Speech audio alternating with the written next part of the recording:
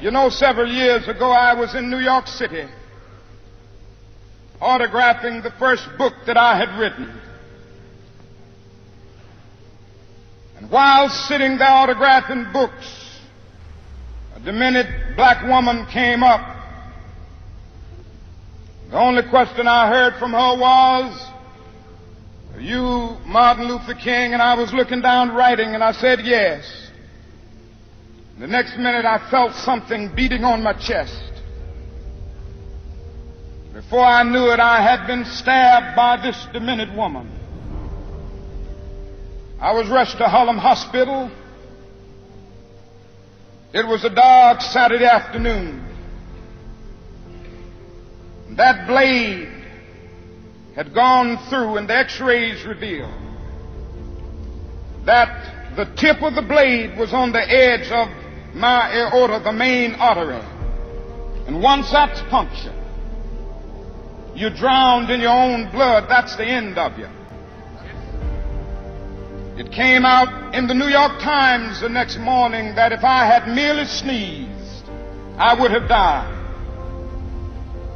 Well, about 4 days later, they allowed me, after the operation, after my chest had been opened and the blade had been taken out, to move around in the wheelchair in the hospital. They allowed me to read some of the mail that came in, and from all over the states and the world, kind letters came in. I read a few, but one of them I will never forget. I had received one from the president and the vice president. I've forgotten what those telegrams said. I'd received a visit and a letter from the governor of New York, but I've forgotten what that letter said. But there was another letter that came from a little girl, a young girl, who was a student at the White Plains High School. And I looked at that letter, and I'll never forget it. It said simply, "Dear Dr. King, I am a 9th grade student at the White Plains High School." She said, "While it should not matter, I would like to mention that I'm a white girl. I read in the paper of your misfortune and of your suffering. And I read that if you had sneezed, you would have died. I'm simply writing you to say that I'm so happy that you didn't sneeze. And I want to say tonight,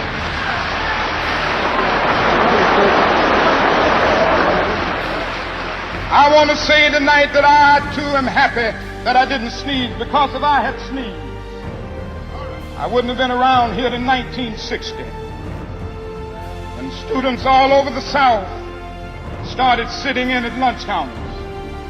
And I knew that as they were sitting in, they were really standing up for the best in the American dream, and taking the whole nation back to those great wells of democracy which were dug deep by the founding fathers in the Declaration of Independence and the Constitution. If I had sneezed, I wouldn't have been around here in 1961 when we decided to take a ride for freedom and ended segregation in interstate travel. If I had sneezed, I wouldn't have been around here in 1962 when Negroes in Albany, Georgia decided to straighten their backs up. And whenever men and women straighten their backs up, they are going somewhere, because a man can't ride your back unless it is bent. If I had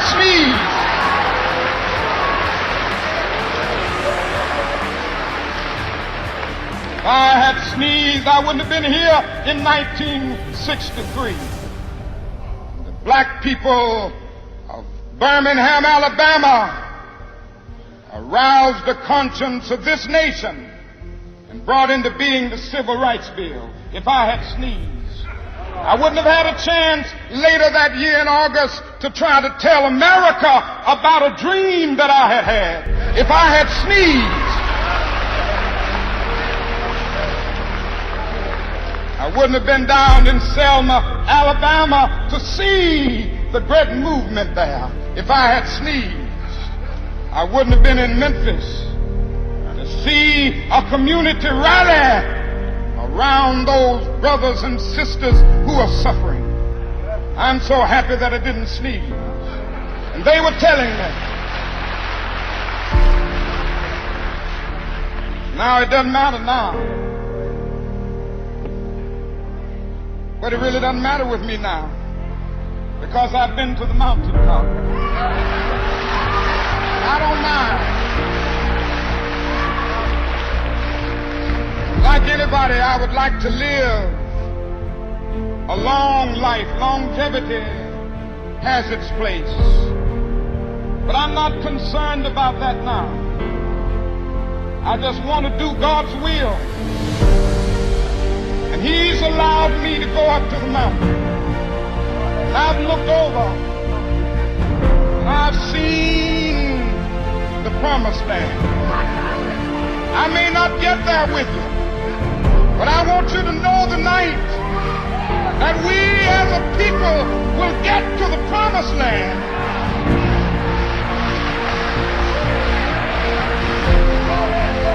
So I'm happy tonight. I'm not worried about anything. I'm not fearing any man.